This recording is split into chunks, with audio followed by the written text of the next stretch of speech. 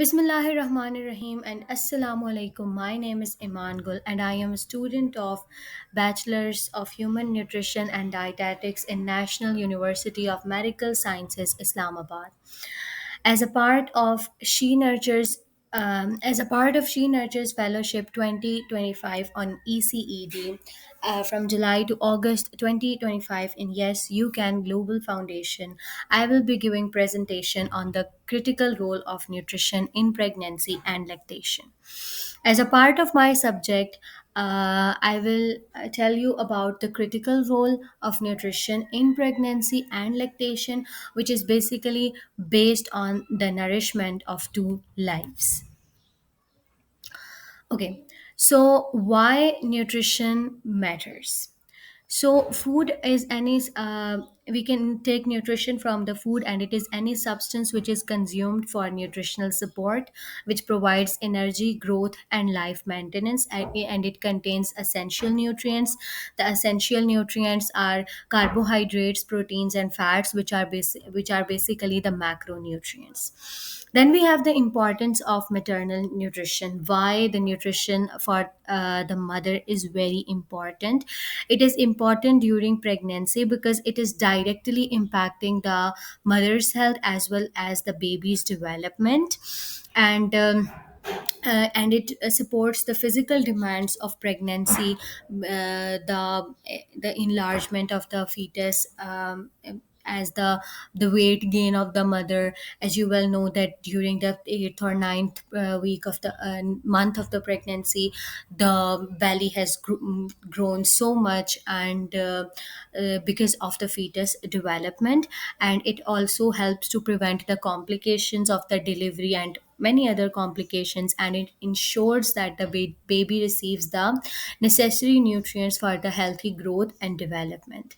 Basically, the two lives are at stake, the mother and the baby, and both of their lives depend on the nutrition the mother is taking.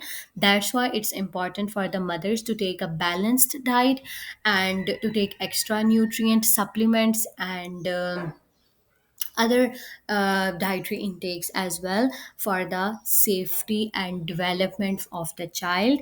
Also, WHO, World Health Organization, and United Nations International Children Emergency Fund emphasizes on the maternal diet, and it shows the importance of the maternal nutrition, and through the policies, programs, and services that improve the nutritional status of women during, before, and after pregnancy. And this includes promoting healthy eating, micronutrient supplementation, and providing nutritional counseling. Then we have the nutritional demands during pregnancy. Along with the balanced diet, there are certain nutritional demands also during pregnancy, which includes extra 300 to 500 kilocalories per day. And there is an increased risk of increased need for protein, which is the macronutrient, folic acid, which is the vitamin B complex, which is a vitamin B9, iron, which is a trace mineral, iodine is also a trace mineral, and calcium, which is a major mineral. Then we have the key nutrients and their functions. Basically, the folic acid, which is it is involved in the neural tube formation, or this process is known as neurulation.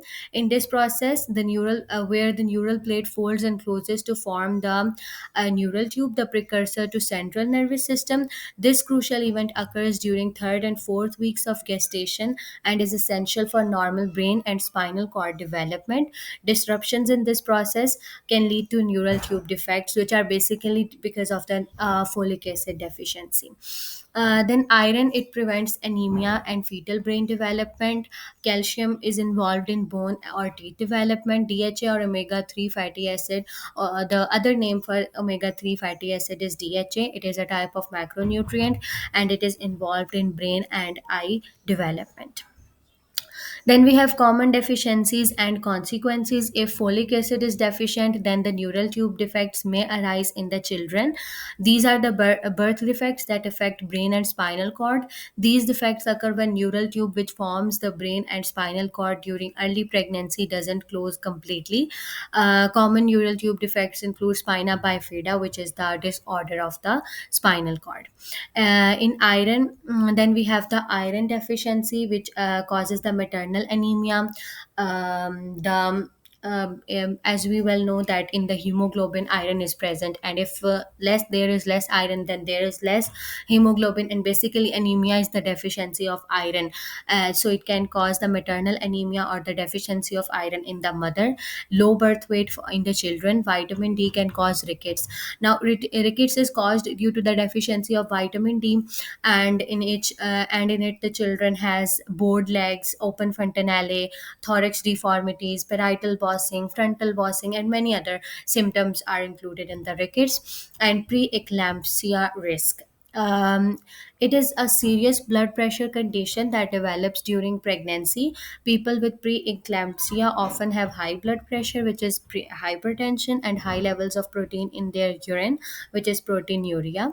Preeclampsia usually develops after 20th week of pregnancy, means after the 5th month of pregnancy. Then we have iodine. The deficiency of iodine causes impaired IQ and cretinism.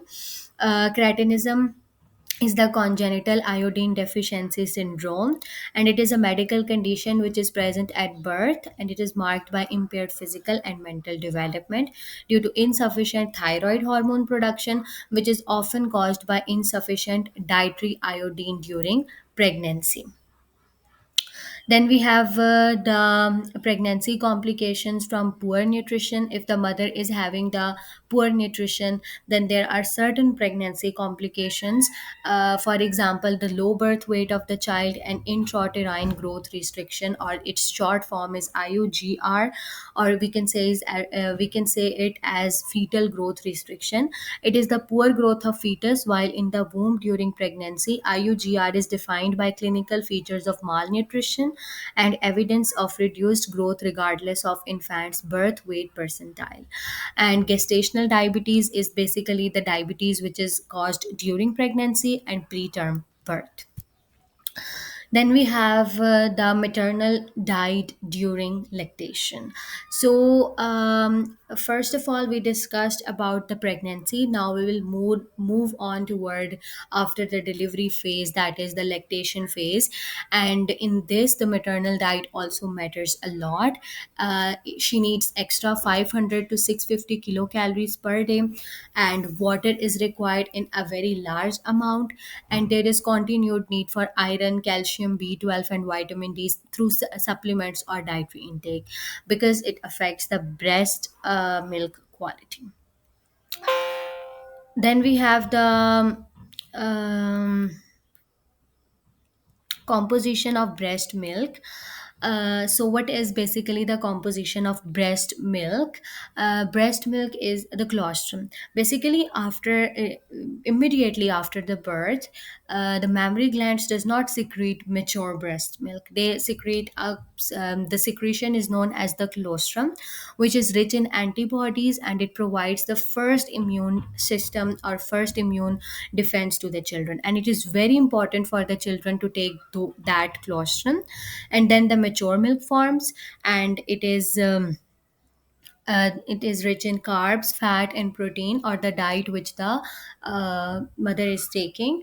And there is a difference between high nutritional value of the breast milk, natural breast milk, and versus the formula breast milk.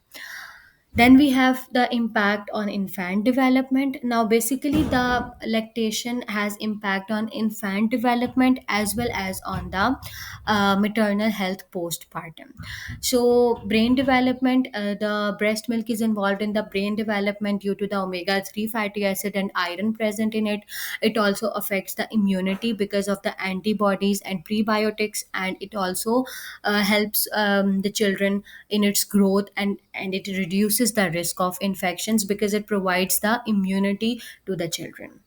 Then we have the impact on post maternal health. Postpartum is the period of the postpartum is the period after the delivery of the children. So if the mother is on the lactation period, she can recover fastly, and it reduces the risk of postpartum depression, and it lower the chances of type 2 diabetes. Along with it has long term health benefits like the reduction of breast cancer or the forming of tumors in the mammary glands. Then we have cultural and socio-economic barriers. Basically, the mother in